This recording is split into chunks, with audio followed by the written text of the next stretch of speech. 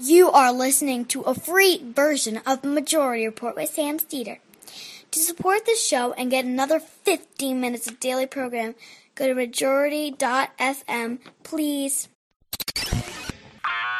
The Majority Report with Sam Steeder. It is Monday, October 8th, 2018. My name is Sam Steeder. This is the 5-time award-winning Majority Report. We are broadcasting live steps from the industrially ravaged Gowanus Canal in the heartland of America, downtown Brooklyn, USA. On the program today, Professor of African American Studies at the University of Emory, Carol Anderson, on one person, no vote. Also on the program today, UN's IPCC issues a dire warning about climate change. We have 12 years to avoid catastrophe. Also on the program today, Brett Kavanaugh seated. Welcome to our new Lochner era. Meanwhile, Susan Collins rationalizes and Dems organize, and Brazil goes to a runoff between a fascist Bolsonaro and Bolsonaro to face Haddad in 3 weeks. Officer Jason Van Dyke convicted of second-degree murder in the killing of Laquan McDonald. And if you are a voter in Georgia, it's time to Google Salon, Georgia vote purge to see if you are still registered. Got to do that very quickly. The Saudis reportedly kill a Washington Post columnist in their embassy in Istanbul because the new prince apparently very forward-leaning. But also a little touchy. And a touchy. Meanwhile, a Chinese national detained in China forced to resign as president of Interpol. All this and more on today's program, ladies and gentlemen. So just a programming note. Kids are off from school today. I am going to leave the fun half to Michael. The interview with Carol Anderson recorded the other day before Brett Kavanaugh was seated. It is a particularly relevant interview to give us to give everybody a sense of what we can anticipate, at least in the context of voting rights, but also to give you a historical perspective on where the court has been, and I think a good perspective on the way you should view history in the context of what we're seeing now with Brett Kavanaugh, because there have been in this country, obviously, more than two sort of irreconcilable, at least to this point, perspectives on how our democracy should work. There have been other perspectives, and two major ones, but which is not to say that there aren't, strongly a third or fourth, perhaps, one being more democratic and socialistic, and the other being more authoritarian and fascistic. But two major forces that have run through our history, and they really, in many respects, there's an ebb and flow to where they, how strong they are in terms of identifying with their core brand proposition, as it were. But they have never gone away. And I think when you hear the conversation I had with Carol Anderson about what voting rights were like following the Civil War and following, really, Reconstruction, and you're going to see some parallels between 150 years ago and today. 130 years ago, I guess. And we're also going to enter an era now with Kavanaugh where we're going to see some things that are parallel from the first 25 years of the 20th century. Really, I guess a 40-year period, maybe from 1890 to maybe 50 years to 37, which is known as the Lochner era. We have talked about it in this on this program in various times. You can go back and listen to some of the Ian Millhiser conversations we've had. But it was a period when the Supreme Court regularly struck down economic regulations, in addition to upholding a lot of laws that disenfranchised voters. So basically, attack the rights of minorities and of poor people and enhance the rights of corporations. That is the sort of 101 version of what the Lochner era is, and we are about to enter a new Lochner era. The only upside that I can say to this, and it's one of these things where I don't even want to say it's a silver lining around a cloud. Try and stay positive in these situations, but there is no calculation whatsoever where this isn't a massive net negative. Not to mention, Kavanaugh is a guy who I think is driven by the most hyper-partisan ideological find a result and then reverse engineer how you're going to argue to get there type of judge who's going in with apparently quite a chip on his shoulder, not to mention a series of lies that he told to the committee. I mean, we just had the day after the vote, Chief Justice John Roberts received more than a dozen judicial misconduct complaints against Brett Kavanaugh, which a judge on the U.S. Court of Appeals of the D.C. Circuit, because Merrick Garland, who is the Chief Justice of that court, I don't think that's what they call it, but the head judge of that court, recused himself for obvious reasons and handed over to Karen LaCraft Henderson. She dismissed some of the complaints against Kavanaugh as being frivolous. Others, she said, warranted serious consideration. They were based upon lies that he told during his hearings. So the guy is, best case scenario, a proven liar and an obvious liar. He obviously, and beyond that, people make their own assessment. Here is Susan Collins. Now, look, here's the deal.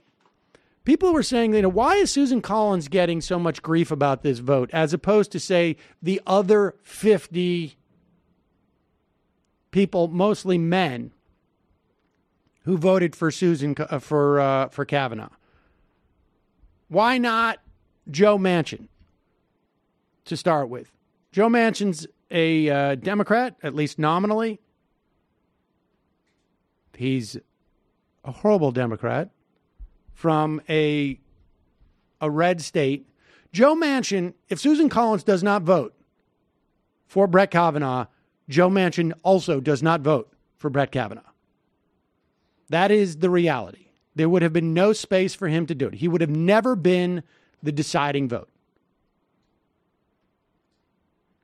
It's still not helpful to have him vote for Brett Kavanaugh. It's indicative of, in many respects, what a corrupt guy he is. But that's the reality of the situation. There's a reason why they timed it all the way they did. There's a reason why Manchin waited for Collins to announce before he announced, because he had to make sure that she was actually going to do what she said she was going to do when they were meeting all together. And they had a sense of where they were all meeting. And by all of them, I mean Flake and Murkowski and Manchin. That's why Manchin announced after Collins. Because that is how his vote was contingent upon her vote. And the reason why Susan Collins gets more grief than the rest of the Republicans who voted for Kavanaugh is because she has branded herself in a specific way as a protector of women's rights, even though she's a Republican. She has branded herself as a so-called moderate. And then she went on the floor of the Senate and basically argued just about everything you could without bringing up Pizzagate. She is not a moderate. She may be slightly less strident when she speaks, but that's not the point of being a moderate in the Senate. She votes with Trump consistently, and then she goes on CNN and tries to sell this garbage. Do you still think it is possible that he did it? You just don't have the proof to back that up? I do not believe that Brett Kavanaugh was her assailant. So I do believe that she was assaulted. I don't know by whom, and I'm not certain when, but I do not believe that he was the assailant. And so people watching you, hearing you say that, you understand that they'll think that you're saying you don't believe her, that she, I know you say that she believes that he was, but maybe she was wrong. But if she said that under oath and he said that under oath, you made a decision that he said is more valid than what she said.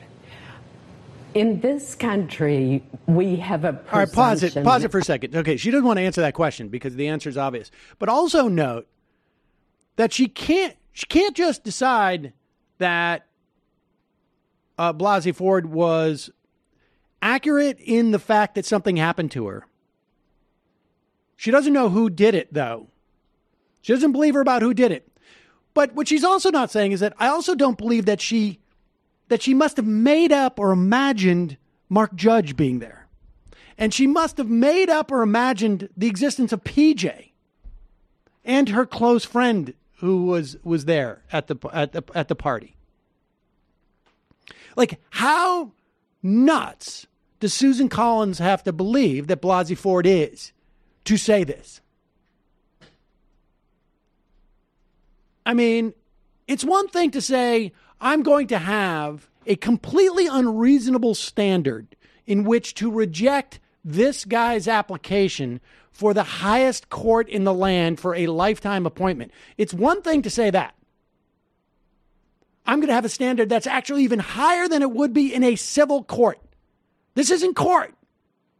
But it goes criminal standard, civil standard. If you were going to sue for harm or something, there's a lawsuit that she could file. That standard is not beyond a reasonable doubt. And this isn't even a civil court proceeding. This isn't even a magistrate proceeding. This is a job interview. This is, we're going to sign off on you being hired for a lifetime appointment. But she makes up a standard and then pretends. This is how craven Susan Collins is. Continue. We have a presumption of innocence. And as a matter of fairness, what I decided to use as a standard was the question of, is it more likely than not that Brett Kavanaugh assaulted Christine Ford? And there was no corroborating evidence that he did so. Each of the people... Pause it. Well, but there was corroborating evidence, and everybody knows it. The fact that Blasey Ford had told her therapist 6 years ago, that Kavanaugh had done it was corroborating evidence. The fact that Kavanaugh was a blackout drunk, and there was plenty of corroborating evidence to the idea that he was lying about that. Like you said, the calendar with the names. And somehow Blasey Ford got it down to almost the week that he was at a party with those same people. But she doesn't have the ability to know who assaulted her. This is absurd. It's absurd. It's embarrassing that she actually goes on television to try and push this stuff. But Susan Collins made a decision the other day. And Lindsey Graham made this decision a couple of weeks ago. McCain is gone. They have lost the cover of there being some other sort of like third way in the Republican Party. And their future lies in basically becoming Louis Gohmert.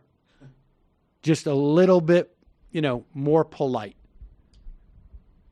And now, I don't know how much they've raised now that will go to Susan Collins. It's over with $3.5 million now? Yeah.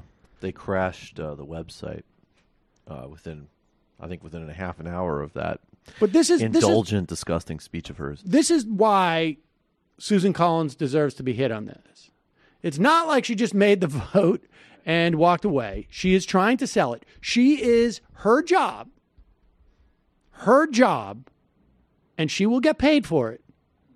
She will get paid in support like we've never seen for Susan Collins from the Republican Party. Her job was to go out there and sell this to Republican women and muddy the waters and be the shill for the Republican Party. That's what her job is. It's Orrin Hatch's job to dismiss the women with a wave, and Chuck Grassley to say women are too busy to be on the Judiciary Committee. Did you not hear that? Yeah. We have it on the sound list? You should grab it. Play that later in the fun half. Chuck Grassley overheard saying the reason why there are no Republican women on the Judiciary Committee is it's too much work for them.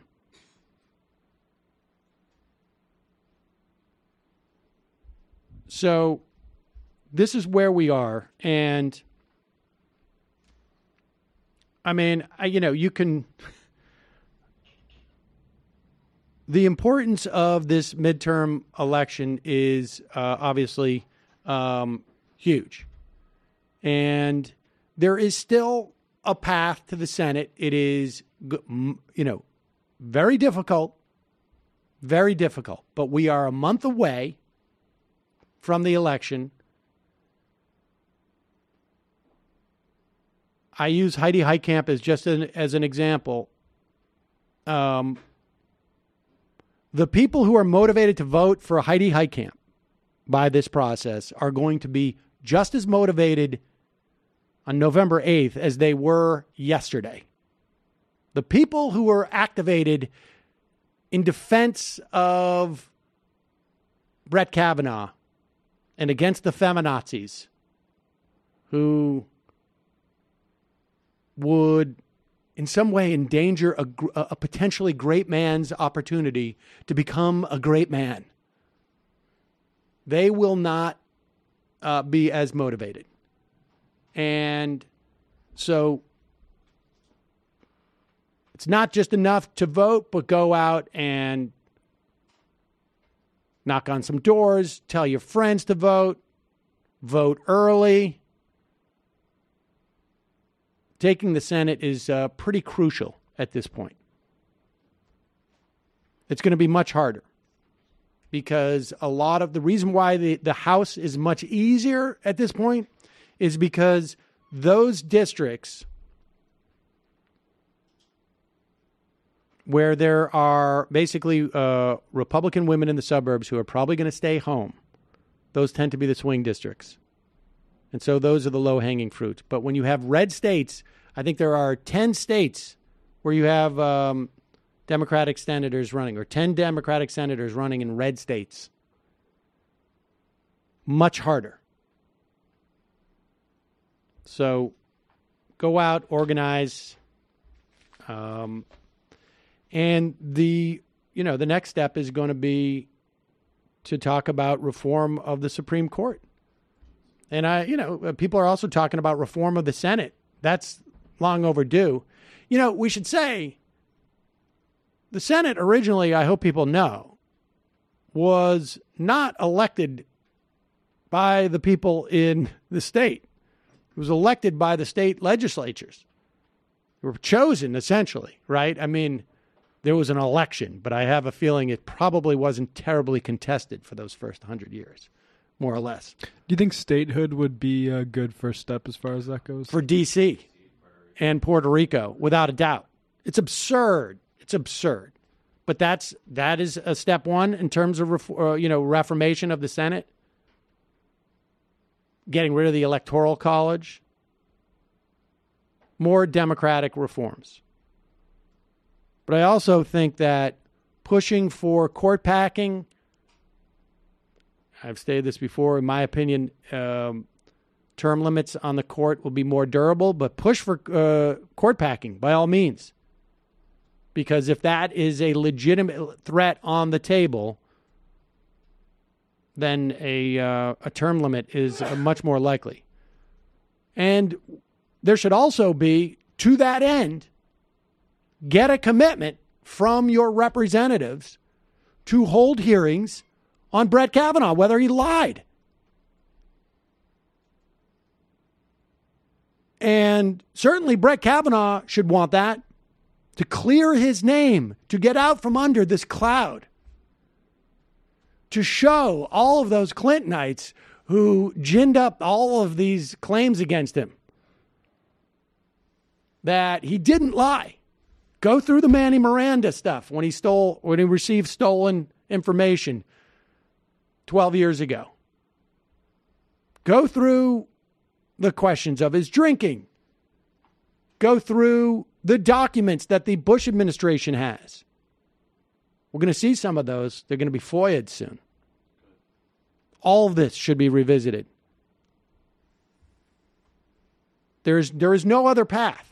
There is no other path, folks, because, we get a report today from the IPCC yesterday. There's only 12 years to keep warming to a maximum of 1.5 degrees Celsius, beyond which even half a degree will significantly worsen the risks of droughts, floods, extreme heat, poverty for hundreds of millions of people. I've said this, I haven't talked about it for a while, but James Lovelock, the guy who found the hole in the ozone layer, was asked 10 years ago, 12 years ago, what he thinks we should do about climate change. And he says, essentially, oh, yeah, take a time machine. It's a conversation we should have had 30 years ago. He predicted by the end of this century, the world's population would be 80% less than it is now. Go from 6 billion to 1 billion. Europe will be sub-Saharan by 2080. He walked it back after a couple of months when people were like, you can't say that because people are going to give up.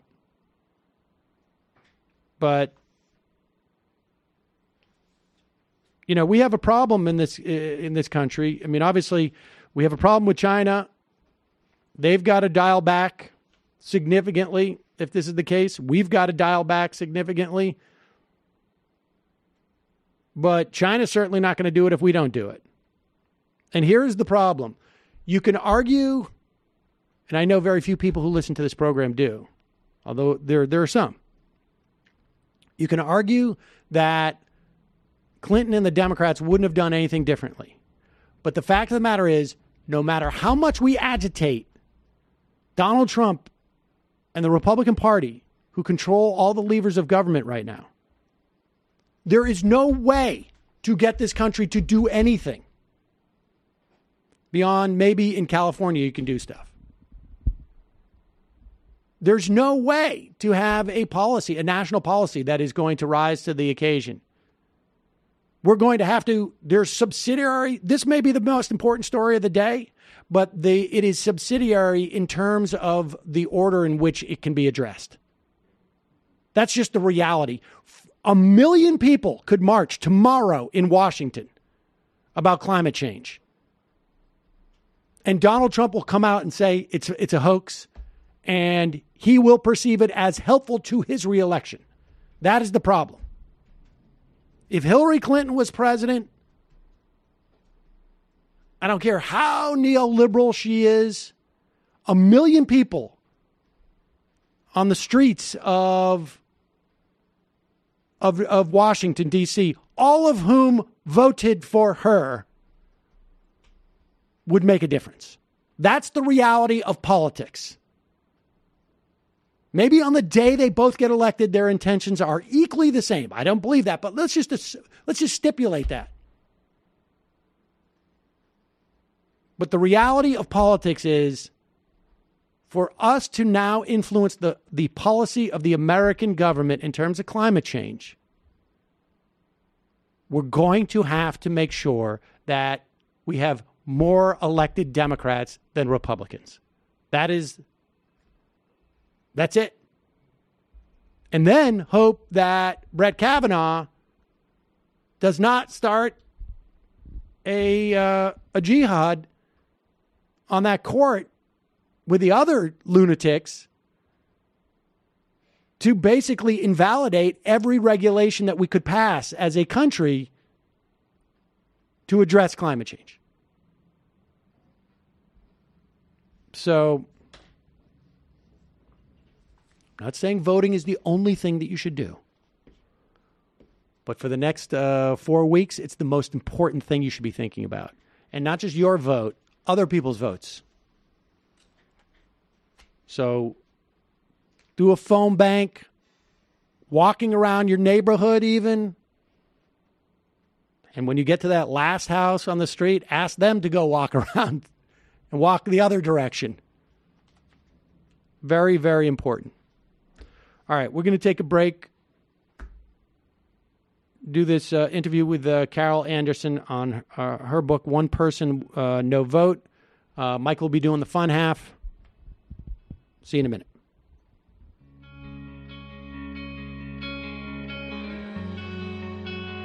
We are back. Sam Seder on the Majority Report on the phone. It is a pleasure to welcome back to the program the professor of African American Studies at Emory University and author of the New York Times bestseller White Rage on her latest One Person, No Vote, How Voter Suppression is Destroying Our Democracy.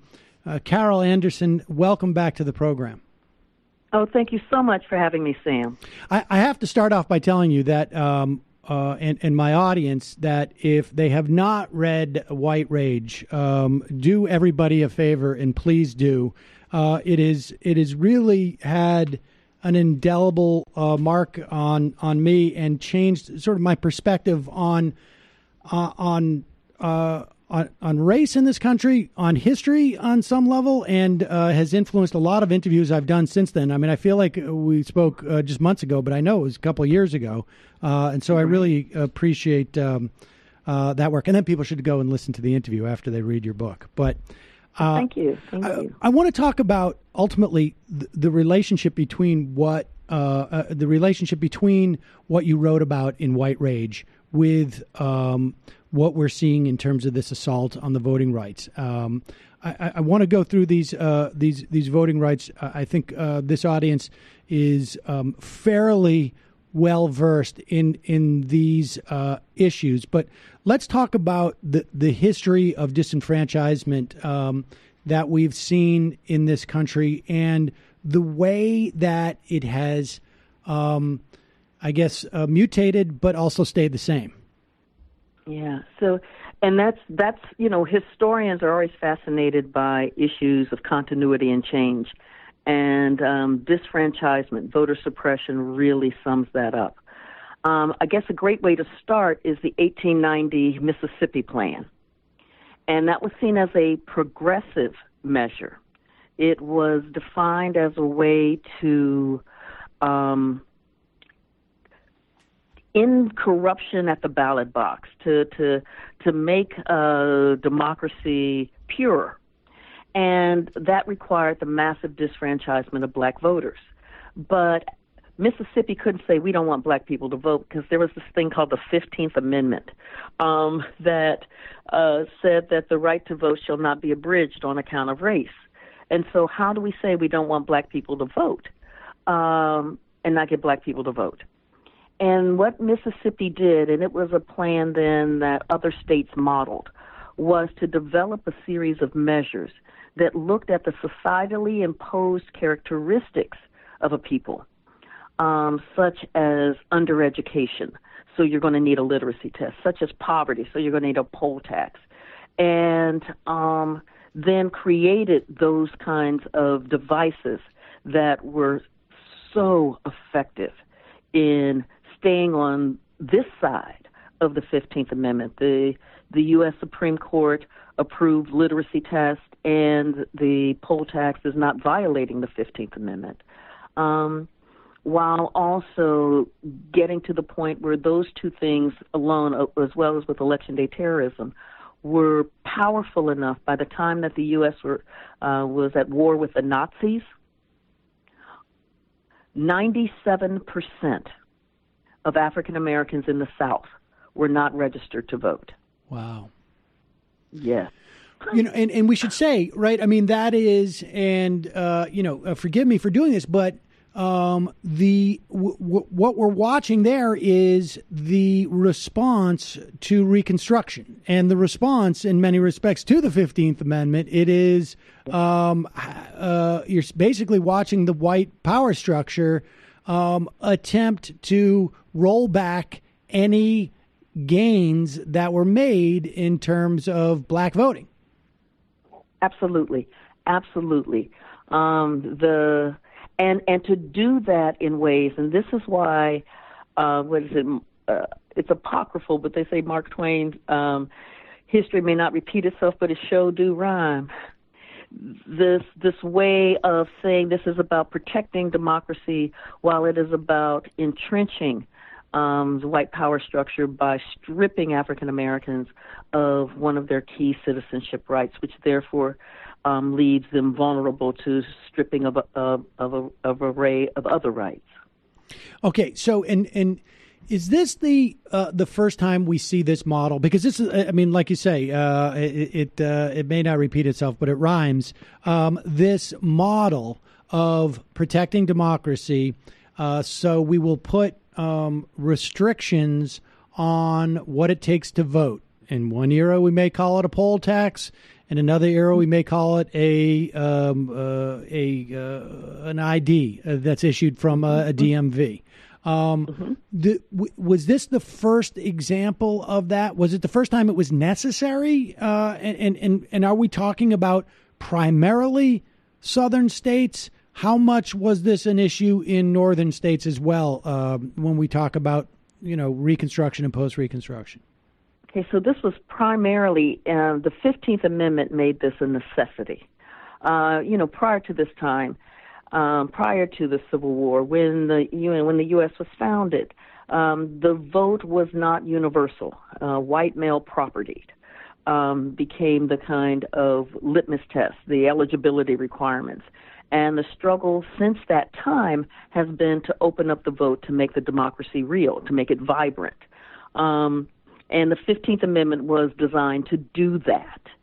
And then, boom, by 1890, this is when you see the rise of Jim Crow and the Mississippi Plan. The North did not have those kinds of restrictions. The North had other elements that it did. And so the North had the kinds of political machines where there was a patronage system, and so the North had a different kind of corruption going on. But this kind of systematic attack on the right to vote, that was a Southern phenomenon targeted at African Americans. Okay, so when we see the essentially the the blowback, right? I mean, it takes place. The 15th Amendment was passed, if I'm not mistaken. I think it was in 1870.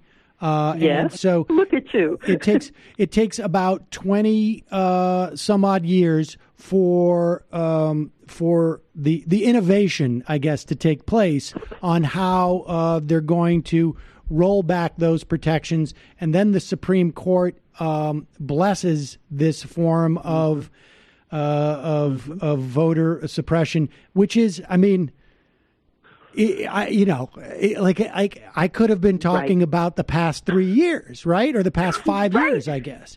Right. I mean, we have watched this. Just draw some parallels. I mean, I think this must be occurring to everybody who's listening because we've covered this, but the parallels are stunning. The parallels are absolutely stunning because part of what the Supreme Court decisions require is that you don't pay attention to the evidence. And I know having judges not pay attention to evidence, it sounds like an oxymoron or something that doesn't happen, but it happens. So when the Supreme Court in the 1898 decision said that the poll tax and the literacy tests were actually valid because there were reasons for them to exist, and it didn't deal with race. That what the poll tax did was the states were saying that democracy was expensive and it takes a lot of money to hold these elections, to have people voting and then having people there at the polls and having people count the ballots and all that takes money. And what this does then, the poll tax, it shows the kind of investment that people are willing to make in democracy. And if people aren't willing to make that investment, then they really shouldn't be voting. The literacy test dealt with the so-called need to have people who were knowledgeable about the laws of the state and the laws of the land. And so it required reading a passage of either the U.S. Constitution or the state Constitution and then interpreting it to the liking of the registrar. Which is somewhat subjective, I guess. Right.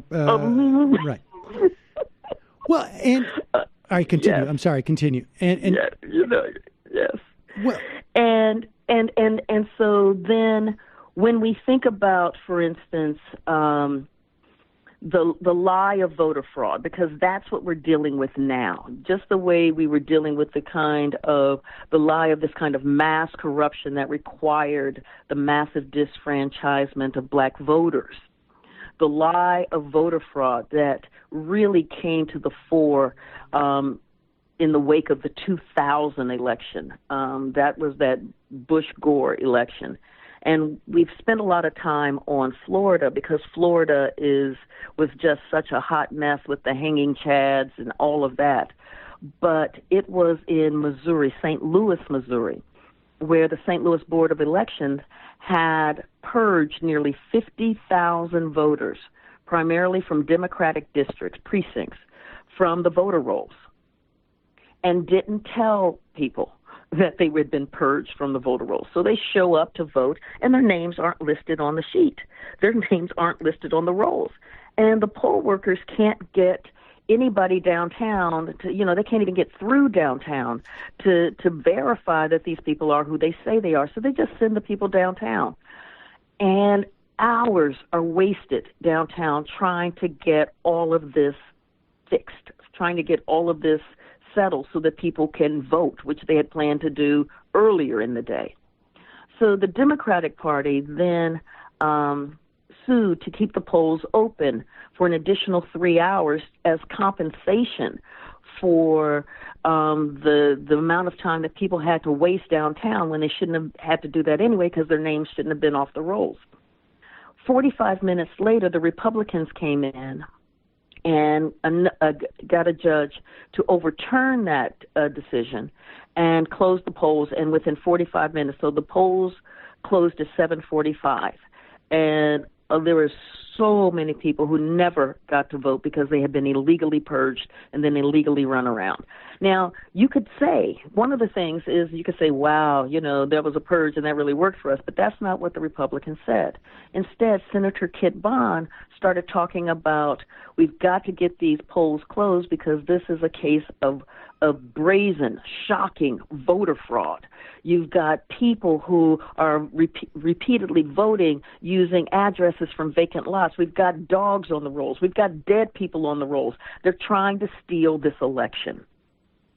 And that language, that lie, what was an illegal purge by election officials, becomes the actual people themselves are committing voter fraud. Right. And yes, and an entire apparatus emerges around trying to rein in this rampant voter fraud, to where we get a Supreme Court decision coming out of Indiana, Marion County versus Crawford, where the Supreme Court acknowledged Indiana passed a voter ID law in like 2005 or so, passed a voter ID law, and the ACLU and the NAACP sued. And the courts acknowledged, the U.S. Supreme Court acknowledged, there is no case of voter fraud in the history of Indiana. We can't find a case in the history of Indiana. Nobody's ever been charged in Indiana with this crime. Well, it's also, however, we should be clear, too, that this is, voter fraud would be one of the silliest crimes to commit. I mean, honestly, because you would have to do this on a wide scale to implicate an election, at least a meaningful election. Like I could see it happening in a small town. There's 50 people who live there, and maybe you think you can get away with it there, and you could actually affect the outcome of the election. But it's an absurd crime to try and commit. It is an absolutely absurd crime. And think about what it says. It says that you have somebody who is going in to the polls using somebody else's identification, somebody else's persona, and repeatedly voting over and over and over. And the absurdity of that. And the absurdity of that is then verified by numerous studies. One of the largest ones was by a professor out of California, Justin Levitt. And he found that between 2000 and 2014, there had been 1 billion votes cast in a series of elections. Out of those 1 billion votes, there had been only 31 cases of voter impersonation fraud out of 31 billion. Wow. But that's not what we hear from the Chris Kobachs of this world out of Kansas. We hear rampant voter fraud. From Donald Trump, we hear rampant voter fraud. Well, and we heard this. We heard this. I mean, this started. I mean, I don't know if it started. Obviously, it didn't. It started apparently in 1890. But we also heard it during the Bush administration. The very controversial firing of all the U.S. attorneys was a function of Karl Rove saying, find me cases of voter fraud. And too many of them came back and said, I'm sorry, I can't. I mean, I simply cannot do it. And they were fired. And that is when a lot of this started. But wait, let me go back still a little bit, because I don't think people fully understand just how long black folk were disenfranchised by things like a poll tax, et cetera. And I want to just even go back to the 15th Amendment for a moment, because how much of a conscious decision was the 15th Amendment to leave open the door for these alternate forms of voter suppression? And I ask for two reasons. One, all of this could have easily been addressed on some level by saying every citizen has a constitutional right to vote that cannot be abridged for any reason, unless there's a compelling state interest, or even it seems to me you could have written a one which wasn't so easy to maneuver around. And I also say that in the context of This is very similar to the dynamic, let's say, with Social Security, where we're going to offer Social Security for everybody except for these 2 or 3 sectors like domestic help and farm help, which just happen to have the highest concentration of African American folk and maybe Latino folk and women. And that's just a coincidence. When, of course, it was not a coincidence. I mean, how much of the 15th Amendment was that dynamic in play? I think, let me back up to the 1867, because we're in Reconstruction, the 1867 Reconstruction Act, which is, 2 years after the war. And that act said that basically black men had the right to vote because women, period, did not have the right to vote. But it was saying that black men had the right to vote. And what the radical Republicans, and I know that sounds like such an odd term now, but that was the name of the powerful group within Congress. What the radical Republicans were afraid of is that as political winds shifted, that law would be easily overturned, would just be easily scrapped. And so they thought, let's do a constitutional amendment. Because one of the things that they were concerned about, and rightfully so, was that without the right to vote, the unrepentant white folks of the Confederacy would continue to try to reinscribe slavery by another name. They would do everything in their power to subjugate black folks. And as long as African Americans did not have the right to vote, then these politicians would not have to be responsive to the needs of that very large constituency. And so by creating the 15th Amendment, and so you've got this constitutional amendment that says that the right to vote shall not be abridged on account of race or prior conditions of servitude. That was supposed to handle it. It was supposed to handle it. But the ways of the U.S. Supreme Court that just did violence to the 14th and 15th Amendment. The 14th Amendment is the one about birthright citizenship and due process, equal protection under the law. And the 15th Amendment, the Supreme Court read those key Reconstruction amendments as something that they weren't, so that the 14th Amendment really isn't about individuals' rights, but it's about corporate rights. Corporations have the right, and that the 15th Amendment really wasn't about the right to vote. So watching these key amendments that were put in place to provide the protection, the kind of legal protection so that African Americans could enjoy their citizenship rights, be gutted by the highest court in the land and have the highest court in the land basically in league with unreconstructed rebels was what took us, frankly, with the kind of array that the Mississippi Plan entailed. So like the grandfather clause was in there. The grandfather clause said basically if your grandfather could not vote prior to the 1867 election, you can't vote. Well, 1867, and they did say election prior to 1867. Well, that was the Reconstruction Act of 1867. So whose grandfather couldn't vote before 1867? Right. I mean, it's such a perfect, also exemplar of what is highly problematic with the Supreme Court, what has been problematic with the Supreme Court, what will be problematic with the Supreme Court, and then we'll jump up to modern day in the way that they have been dealing with any number of cases, whether it's the Texas redistricting, which stands out, whether it's Shelby.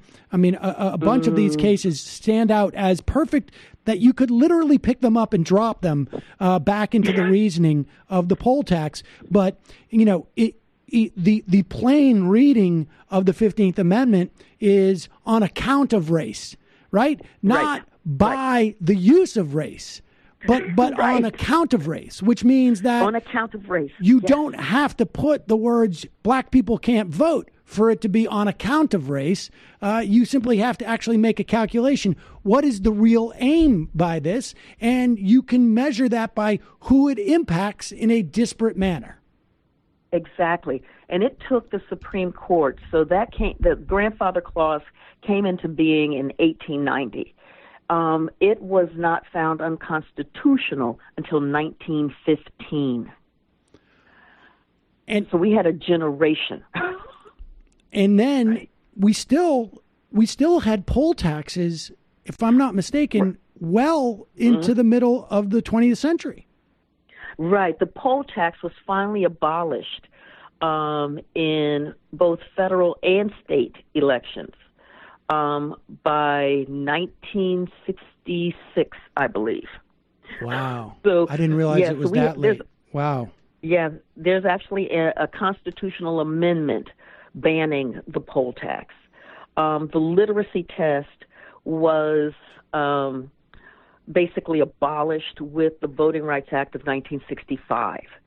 So we are in living memory of so many people. So, we see the kind of cinematic images coming off of Selma and the Edmund Pettus Bridge in this battle to vote. And it is because of the stranglehold of disfranchisement.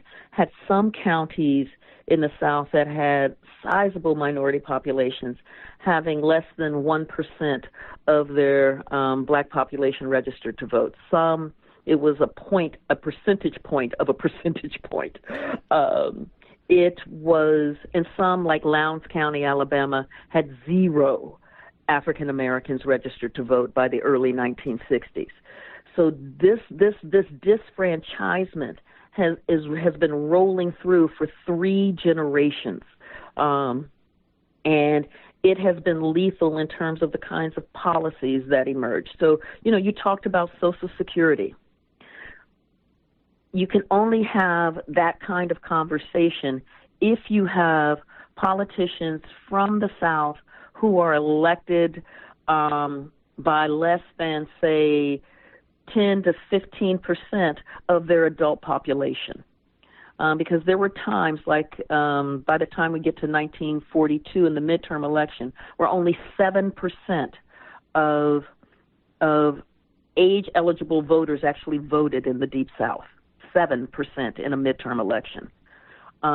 When we get to the 1944 presidential election, it was 14%, whereas the national average was 62%. So when you only have to be responsive to a very narrowed band of your voting population. Why was that band so narrow? I mean, in part because 95 some odd percent of black people can't vote. What constituted the other? Just abject poverty, or what was keeping the other people? So poverty also played a key role, as did and they were very clear when they were drafting the Mississippi Plan of 1890 that they didn't want a lot of whites to vote either. Right. There's one Mississippi politician said, and this is going to get rid of the vicious white too. And it did. You saw the overall voter turnout rate begin to just plummet because the system is so rigged. And they had these little cutouts for some whites to be able to get through.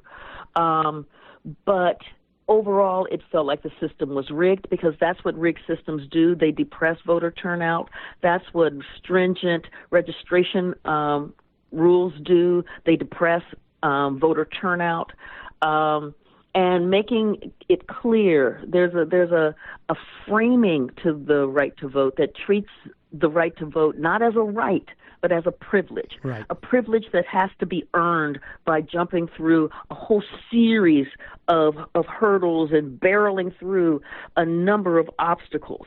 And so overall, what was going on in the Deep South is that you did not have a functioning democracy. You had a small ruling oligarchy that then, because of their seniority, because they kept getting reelected, because heck, they really didn't have. They knew everybody who was voting for them practically at that point. Right. Is that they then held the seniority positions of the various chairs in the U.S. Congress. So, they're on top of the Foreign Relations Committee. They're on top of the Judiciary Committee. And in those key spots, they're able to shape federal legislation. So watching Jim Crow being inserted into the Social Security Act during the height of the Great Depression is one example. This kind of systematic denial of the right to vote to American citizens in one region, it has enormous impact nationwide. And so we follow the history, and we see the Voting Rights Act comes in. We see later amendments that close the door on these sort of, long-lived but fairly blunt instruments to suppress the vote. And it feels like then, if we track that to the late 60s, we have really 30 some odd years of a fairly consistent regime of protecting the rights to vote. We have the Section 5 of the Voting Rights Act, which has preclearance for some 12 odd states in counties in 14 states, including New York had 2 counties, if I'm not mistaken, that were subject to preclearance, which meant that they could not change their voting rules without the DOJ signing off, because they had a history of being racially, of discriminating based on race in some fashion.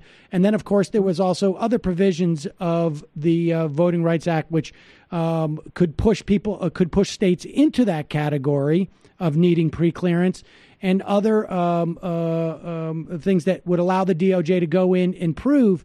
And then we have these, you've described now, when the first, stringent voter ID laws creep up in the early aughts. It's as if when the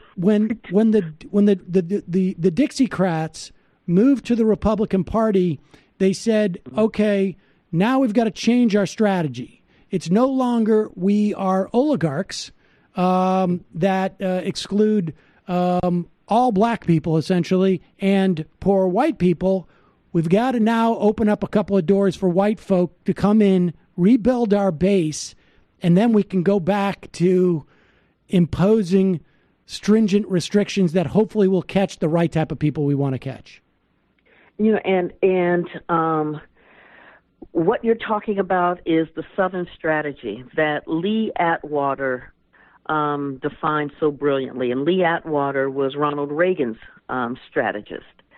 And what Lee Atwater said was, in 1954, you could say the N-word, and it wouldn't hurt you. But by 1968, which is, we've gone through the civil rights movement. By 1968, you can't say it. It hurts you. It backfires.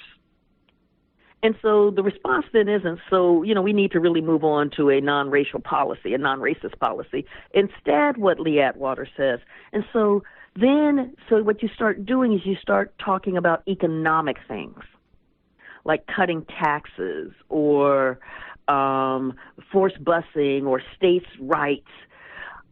And the whole point of this, he said, is that blacks get hurt worse than whites.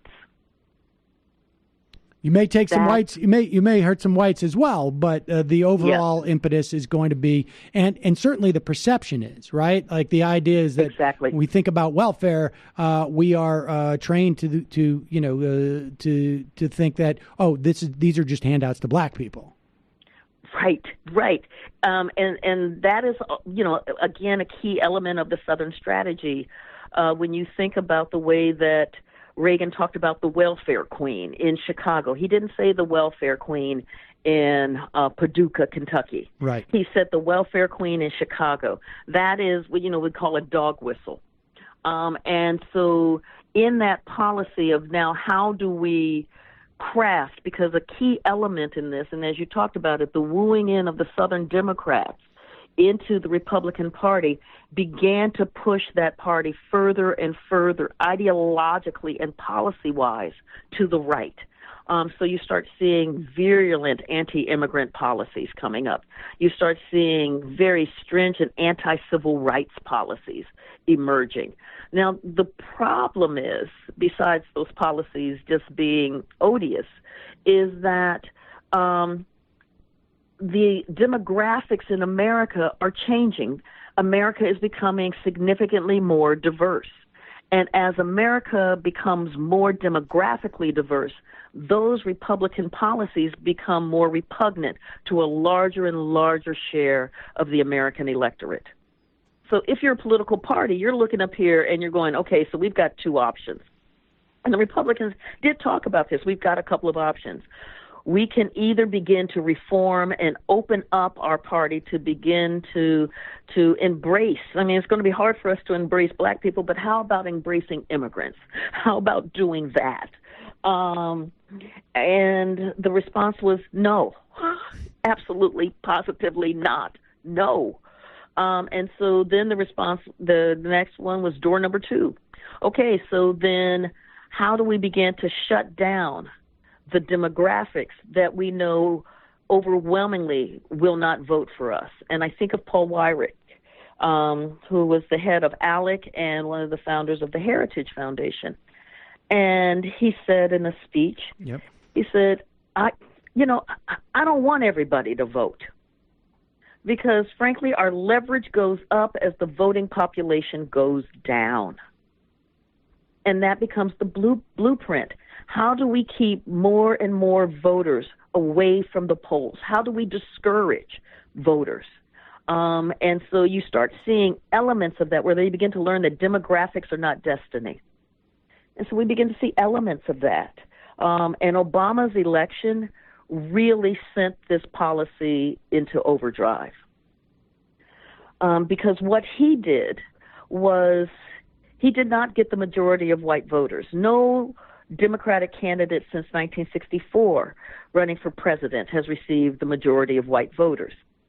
But he got a sizable number. But his ground game brought 15 million new Americans to the polls. People had never voted before.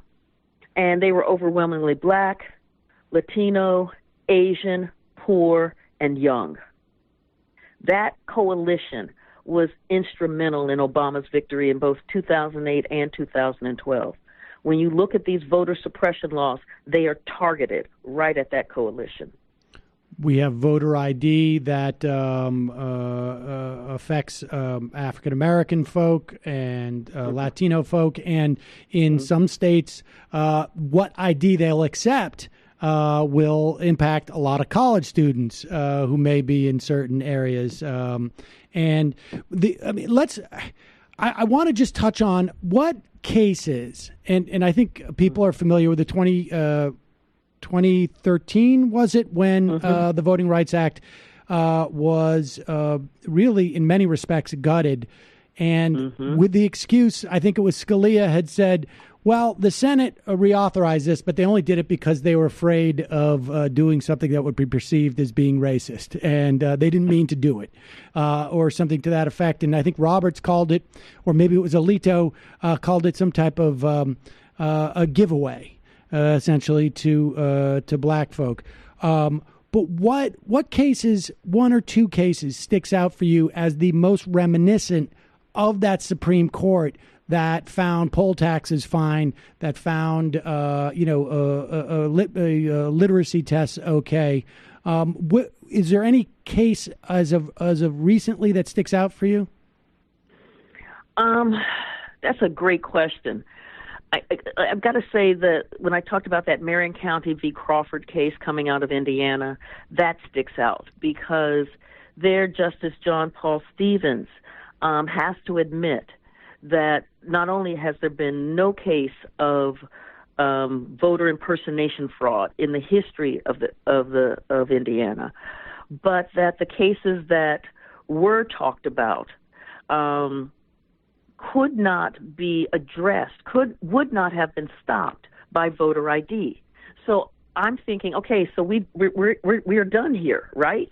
There's no case of voter ID. There is no state interest in this thing, except in blocking poor people and black people. And the NAACP and ACLU had incredible data about the impact of this law on those voters. And the court just overlooked it and basically said they didn't believe it. It really wasn't, that evidence really wasn't evidence for all intents and purposes. But they believed the voter fraud lie, although the state could produce no evidence of voter fraud. That is what provided the constitutional basis for voter ID laws. It really is stunning, and I think I would also tell people as we wrap up to look at the case in Texas, which is stunning in my estimation. This was a case where they gerrymandered. A court found that they had done it with racist intent, and they basically stretched it out. They needed an emergency. They needed emergency map for another election. The legislature adopted largely the map that was considered racist, but because they just adopted one that had been drawn earlier, they couldn't have had any racist intent. It was just expediency, and therefore they were deemed no longer racist. That to me was stunning. Yes. So what? What has to happen? Because we are days away, maybe months, but who knows, away from having a court that is going to be very much like that court in 1890s, the ones that found the poll taxes okay. What do we do? Okay, and so there's several things that we do. One is that we register to vote. It is absolutely imperative that we are there voting, and whom we're voting in, we're paying attention to that because we're voting in folks who believe in democracy, who believe that American citizens have the right to vote, and that it's a right, it is not a privilege. The second thing that we do is that we insist on when we have these gerrymandered districts, for instance, and Wisconsin and Pennsylvania have really, right. And I don't, I'm trying to do the scholarly thing, but was the only word that came out, because Pennsylvania drew its map in such a way that the Republicans received 49% of the vote, but 72% of the congressional seats.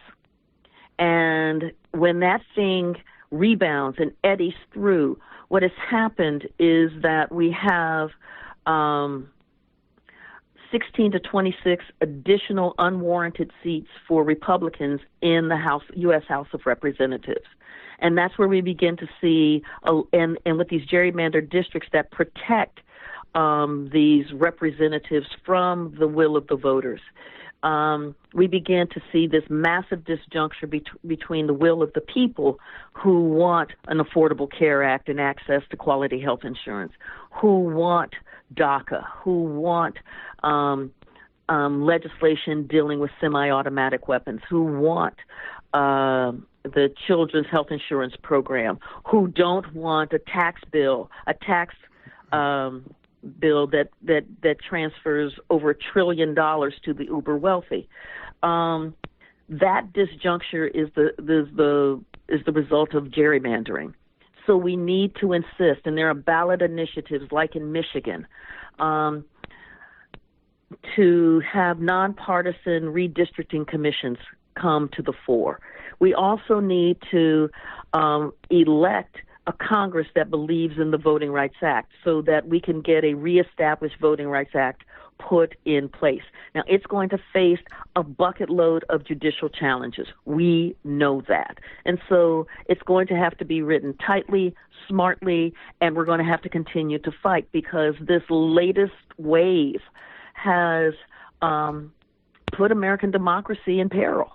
It really has, and that's not hyperbole. That is, when you look at the ways that the guardrails have come off this system, when you look at what we thought were laws that only turned out to be norms, that somebody who is conscienceless, does not care about norms, can just blow right through them. Well, you can see that the checks and balances aren't checking and they aren't balancing, but that they're in cahoots to recreate the kind of oligarchy that was happening in the Deep South. That's why we must vote. That's why we must put people in power who are very pro-democracy, and why we must also support these civil organizations such as the ACLU, NAACP, all of these grassroots organizations who are fighting voter suppression. We need to support them as well because they've been doing the heavy lifting when states have refused. Carol Anderson, the book is One Person, No Vote, How Voter Suppression is Destroying Our Democracy. We will put a link over at majority.fm. Thanks so much for your time today. I really appreciate it. Thank you so much, Sam. We are back. The indispensable Carol Anderson, White Rage, is a must-read for understanding our time. And One Person, No Vote, covering really important ground as well, obviously. We're a month away from elections. What happened in Brazil yesterday, I think, is another indicator of the importance of, yes, in conjunction with many other steps, but indeed voting, and voting in a non-perfectionistic or silly manner to avoid truly catastrophic outcomes, especially when those outcomes are very easily predictable, like extremely easy, like people of very, very, like it takes no extra insight to predict those outcomes. In terms of things that take a couple hours, there's little politically impactful as voting. There is, and in some cases, less. There are a few things that might, as an example, you might spend literally months or years tweeting nonsense or, watching dumb videos. And you might, I voted a couple weeks ago for Jumaane Williams and Cynthia Nixon and Zephyr Teachout, and also a guy whose name I'm forgetting, but a good candidate who knocked out an IDC Democrat in our same district, Matt.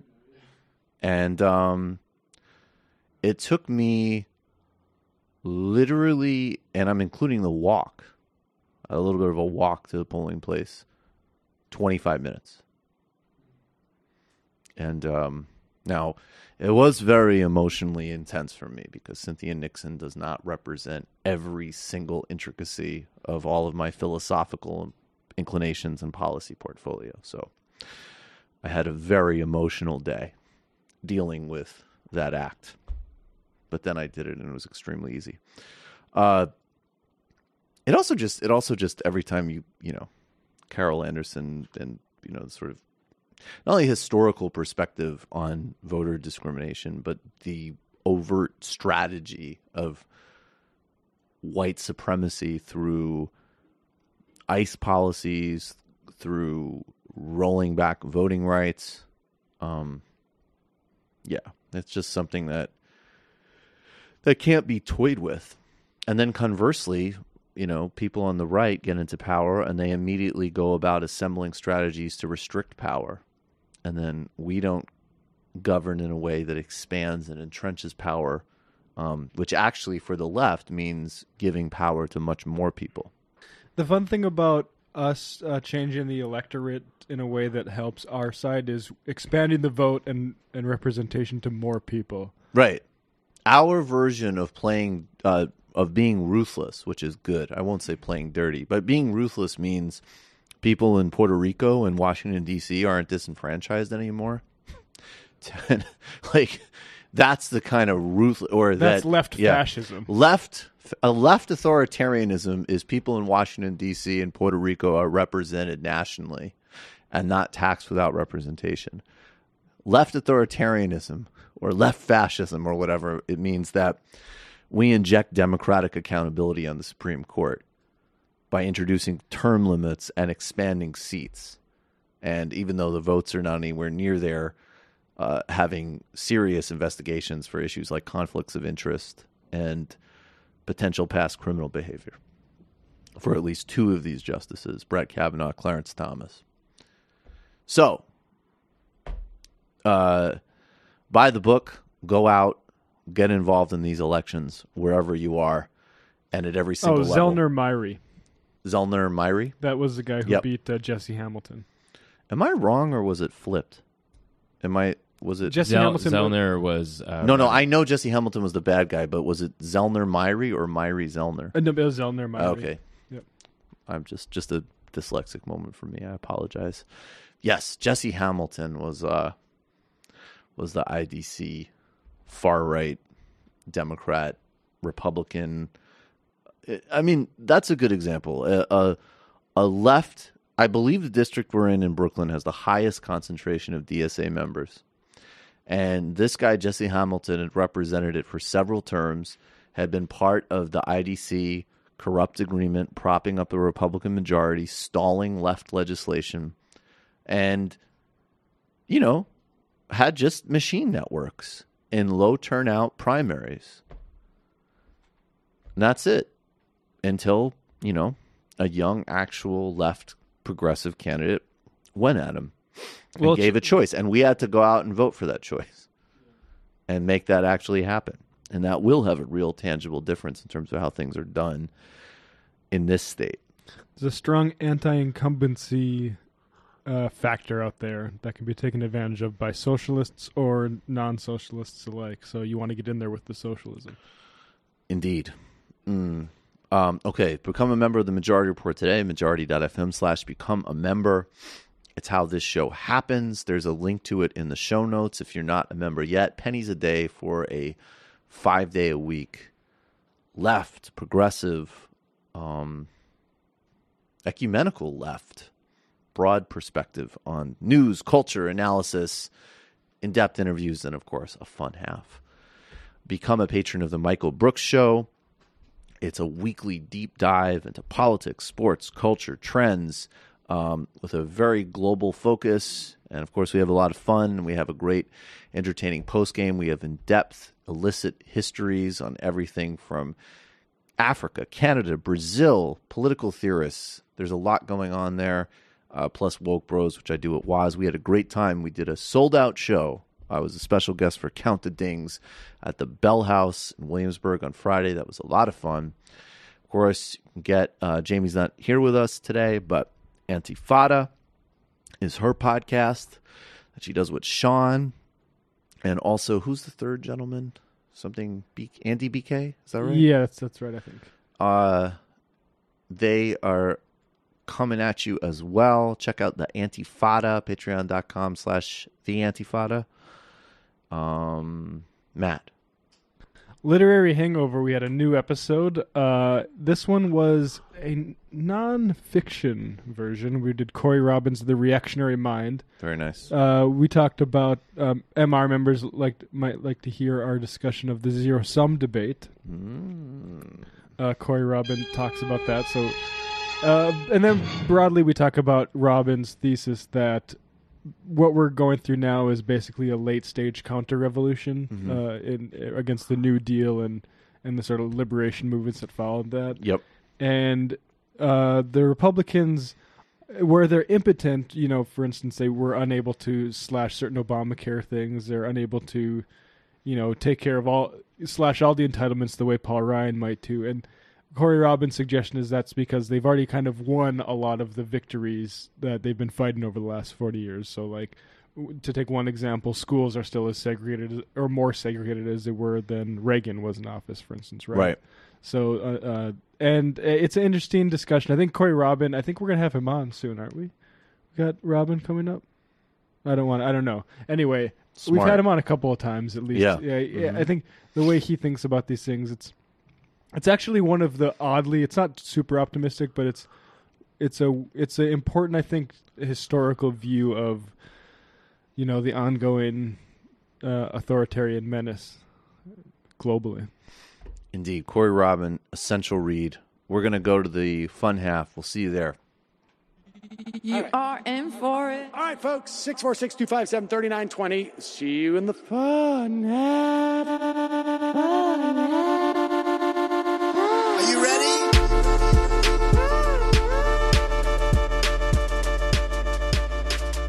Who sent us this?